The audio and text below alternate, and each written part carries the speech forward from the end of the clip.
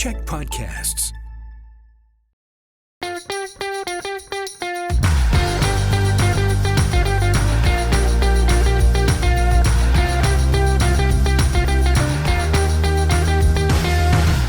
Hey everyone, welcome to another edition of Political Capital. I'm your host, Rob Shaw, bringing you the best in BC politics each and every week here on Check, on YouTube, on Check Plus, and wherever you get your fine podcasts. We have a special show this week. For the first time, we are trying 4 panelists here, and let's bring them up, and they all look good. You guys are looking great. I'm going to introduce you all just in case people have lost track over the last, few weeks and months that we've been testing this out. But Jillian Oliver is a BC Green strategist who ran Sonia Furstenau's leadership campaign here each and every week. I call her the Green strategist extraordinaire. Jillian, thank you for being with us. Katy Merrifield is a vice president at Wellington Advocacy who's worked in the premier's offices of Jason Kenney and Christy Clark, and is here every week. Thank you, Katy, for being here.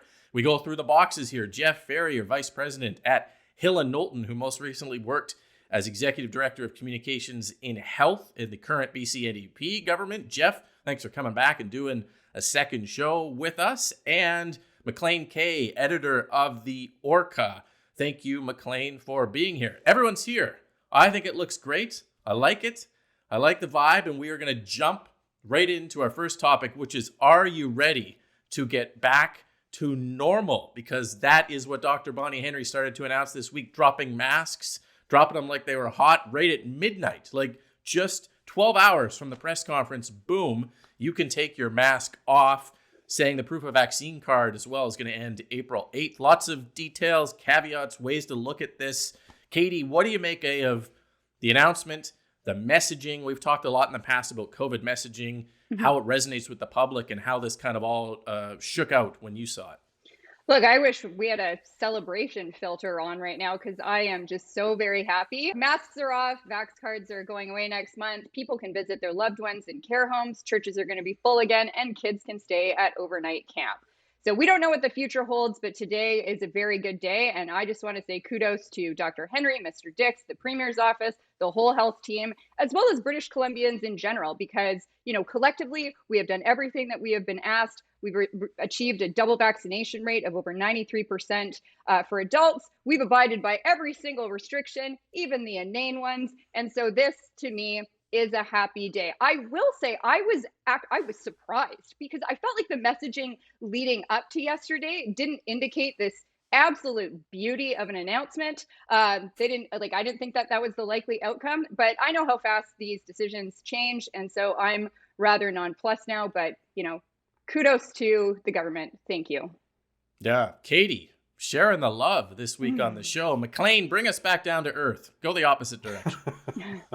I mean, when we have a text group all through the week, the people you're watching on the show, and my reaction was kind of, this is pretty reasonable, actually. I didn't have tons to criticize. The one thing that did surprise me, and I'll preface this by saying you can see all the medical degrees behind me on the wall here, is had you asked me a week before, I would have thought it would have been the vaccine card dropped before the masks, but I mean, 6 of one, half dozen of the other.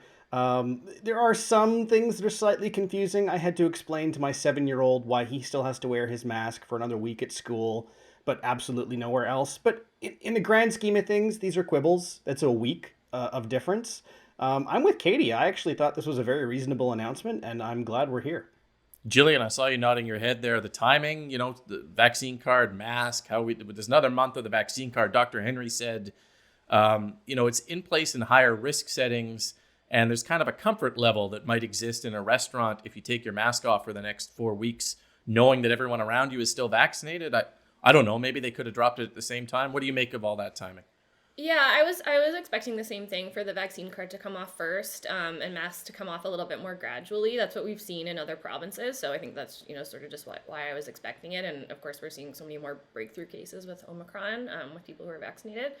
And I kind of thought that we would also see a slower tapering of masks, still, having masks in places like on transit, for accessibility purposes, there's lots of people who are immunocompromised or vulnerable or higher risk that still need to be able to access those settings. And to me, it's a small, barely even an inconvenience for people to have to wear a mask, whereas the vaccine card is a little bit more of an imposition on, restaurant workers to have to check it and all of that kind of a thing. So I was a little bit surprised to see that. But other than that, I think, given the trajectory of where infections and hospitalizations were at, this is more or less what I expected. And now, I think it would be great to see the government do some more to mitigate the risk to people who are still vulnerable, expansion of HEPA filters and that sort of a thing. But this is more or less in line where I thought it would be. Yeah. Jeff, right messaging, right tone, right kind of details, do you think? Look, and I'm not going to remake the points that Katy and Maclean and Jillian have made about this being a good day for BC. I worked on this for a long time, and I'm really elated at where we've come as a province. I think the story of this, when we look back, is going to be a story of people sacrificing and enduring and prevailing. This was, in my lifetime, probably the toughest moment of my lifetime, and I'm sure people are feeling that as well. There's been a tremendous amount of sacrifice, the death and illness and people losing jobs and lack of connectedness, isolation, things we're doing we can't do. Katy spoke really well about enduring and about British Columbians sticking together, listening to science, doing the things that we needed to do to keep each other safe and prevailing. There's a reasonable prospect we can manage COVID, but I think there's still lessons that we need to learn from what's happened, and I think that's where we go next in terms of, looking back on vaccine and PPE supply. We were caught off guard on that front. There were some tragic things that happened in long-term care and seniors. We need to look back and learn lessons on that. And the health worker pipeline, and the fact that the health system struggled so much during this, thanks to the effort of health workers, we got through it. But those are, vaccines, long-term care, health worker supply. Those are issues that we need to focus on as a province and get ready for the next time. In the short term, though, Jeff, are we done with COVID, do you think? We're transitioning away from the weekly press conferences and we're going to weekly statistics. We have maybe one more avail with Dr. Henry before the vaccine card lifts on April the 8th. And then I don't see it. I don't see anything. Maybe we go, it's like the 1930s, and you've got through a war and everyone just goes crazy and parties and we're done, champagne corks flying everywhere and fireworks going off. Is that where we're going now for at least the next few months? And if we are we going to learn any of those lessons, or is it that we just need a little bit of break first? What do you think? Well, I'm all for people taking a big sigh of relief and feeling good about where we're at right now. But I turn the question around on you and say, it's not whether we're done with COVID, it's whether COVID is done with us. COVID's going to be with us. It's going to stay with us. We need to be vigilant. Dr. Henry, in her remarks, talked about, Jillian mentioned masks in transit. She recommended that. So there's things we're going to continue to need to do. It's probably going to come back in some way in September with cold and flu season, and we'll need to be ready where there are outbreaks to take targeted approaches to address it in communities, as we've done in the north and the interior and Fraser Health throughout the pandemic. So I'd like to be done with it, but I'm not sure that it's done with us yet. So let's stay on guard. Yeah.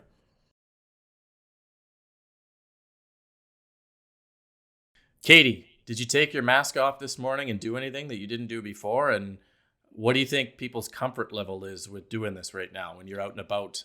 I'm sure we're still going to see a lot of people still wearing masks for a while. Yeah, and so I went down to Starbucks to grab a latte. I would say it was about 50-50. The store employees were still wearing their masks, but about 50% of the clientele were not. There was no conflict. The signs for masking were gone, and it feels like what it feels like when I was in London last November. This was before Omicron hit, and so they had kind of polite suggestions like wear a mask. We suggest that you do, and it was about 50-50 there as well. And so it was remarkably reminiscent of my time there. Yeah, I'm personally, I feel okay with taking the mask off. Sometimes, at restaurants, I was sitting there without one for an hour and then have to put it on to go to the washroom or something. Didn't really feel like it was that useful. But I guess in a very large crowd, I might think about, if you're at a big event and it's packed, maybe you put it on. If you don't feel well, it's weird because it's allergy season right now. And I know the last few days I felt kind of like, stuffed up, and I'm like, oh no, do I have the COVID? Should I be, and now without masks, but you feel a responsibility to put one on if you don't feel well, so that you don't kind of spread that to other people. I don't know, Jillian, there was some things built in here, that masks are still required in public healthcare settings and hospitals, that businesses can still require them if they want, that Dr. Henry said she personally would wear one on public transit still. Does that help mitigate people's unease maybe with this, or is there more government could have done there?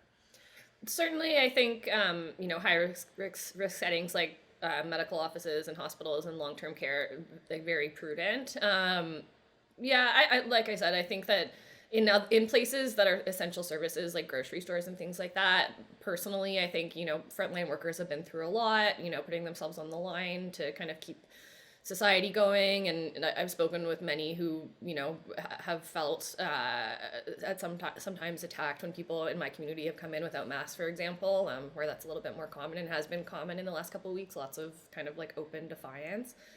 Even before this order came in. So, for me, it's a respect thing. And I hope that we can harness and go back to that sentiment that we had at the beginning of the pandemic, which was much more, a feeling of unity and trying to sort of conjure more care for each other out of this. I think it's hard because everybody has been through so much. But, I hope in the weeks ahead that we can kind of get back to that place where we can just be treating each other with respect and following those recommendations as Dr. Henry laid out.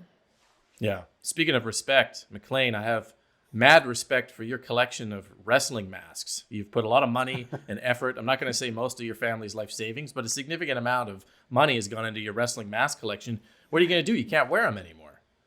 Oh, I certainly can wear them. I'm planning on wearing them whenever I feel sick. You're going to wear them until it's weird. Is that what you're saying? I'm going to wear them until it's weird, until they fall apart. That's right. Okay, right.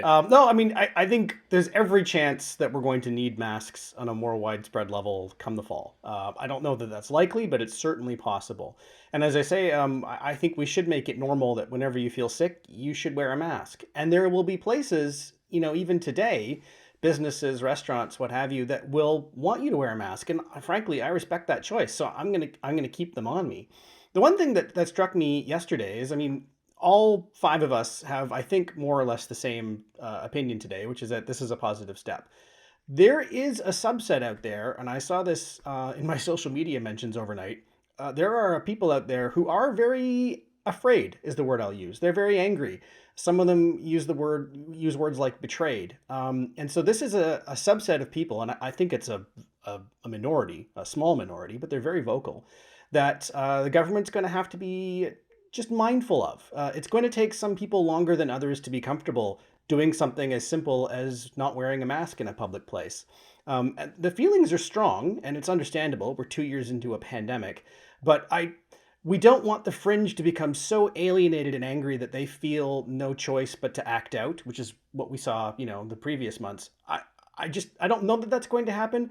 I just think the government needs to be aware there are people today who are feeling much more afraid than they were 3 days ago. Yeah, I think that's a really interesting point. I think that it's not just the fringe who is feeling anxious. I think we've all been through a huge collective trauma because of COVID. And now as we're emerging from the space of we have to hold on for our dear lives and do everything we can to keep ourselves safe, we're starting to be able to process that trauma, that emotion, the loss we have felt. People even just going to funerals for people they couldn't go to funerals for who died during the pandemic.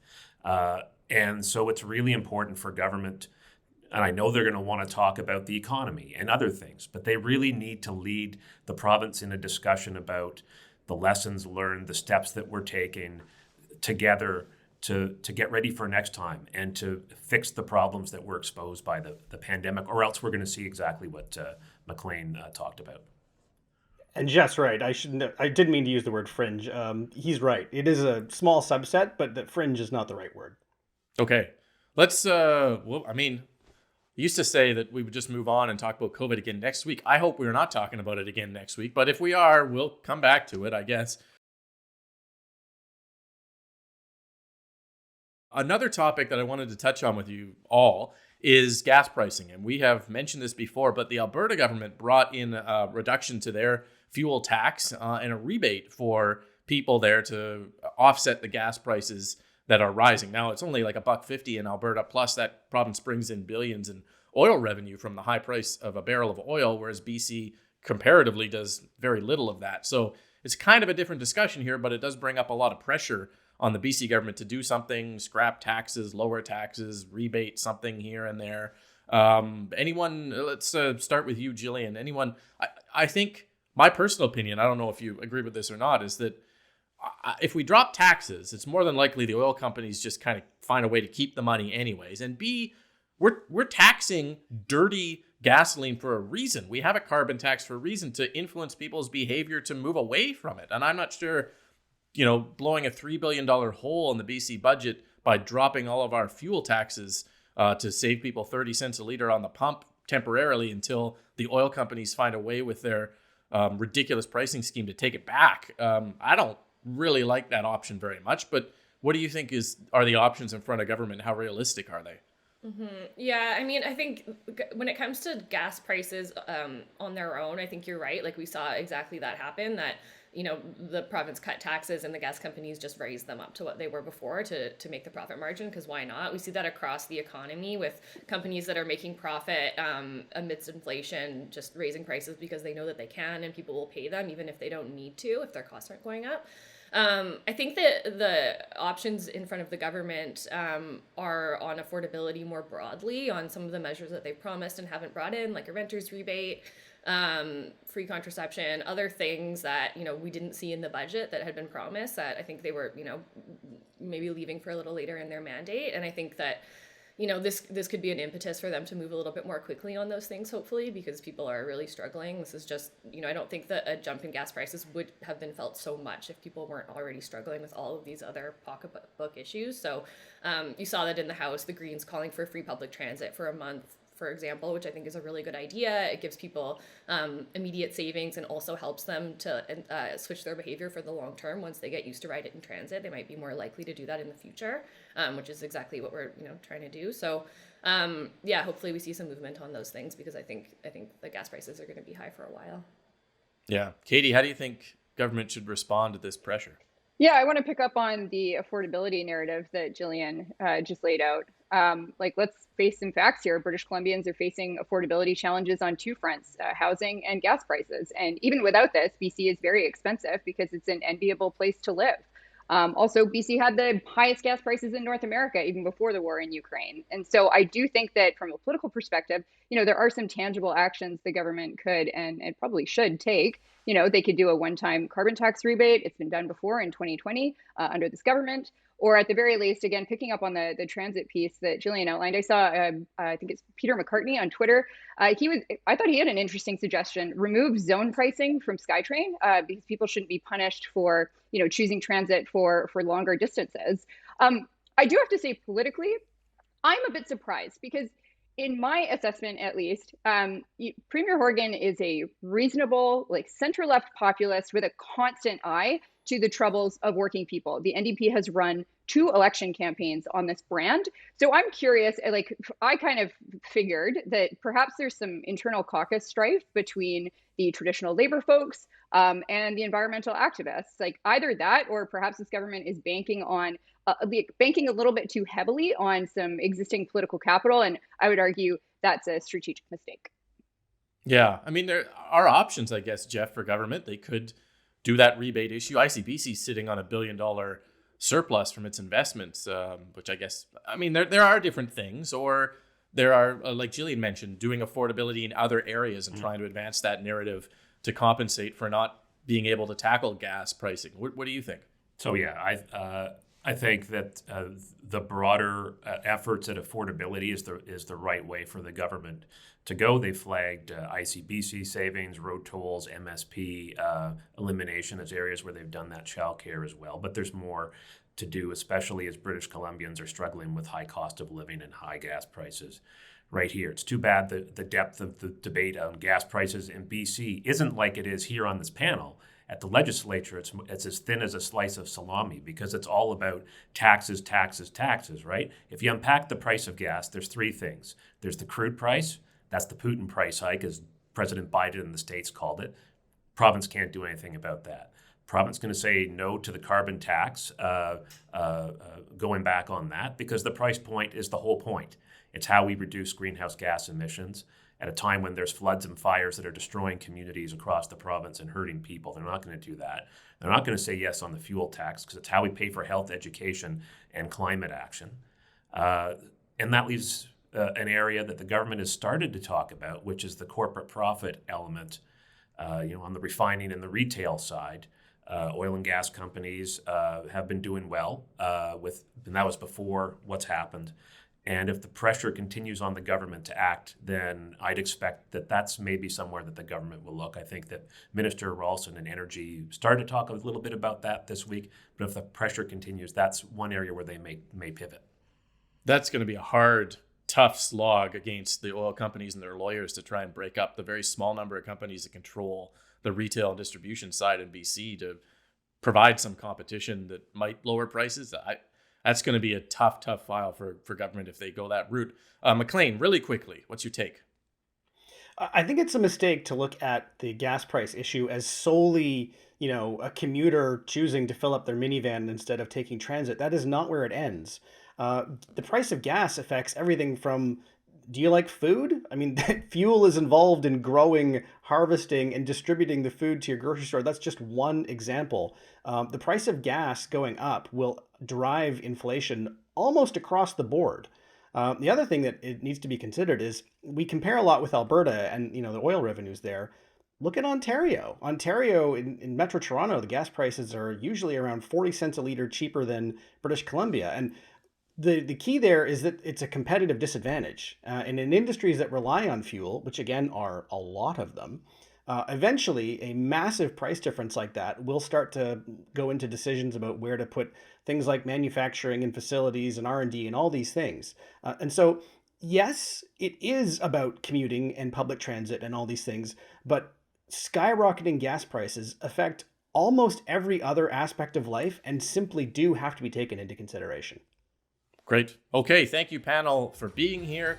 Thank you for watching. Make sure you check us out on the Check Plus app for all the past episodes. If you're watching on Check TV, stick around for Mo Amir and This is Van Color. Coming up next, thank you for being here. We'll be back next week with all the latest on political capital.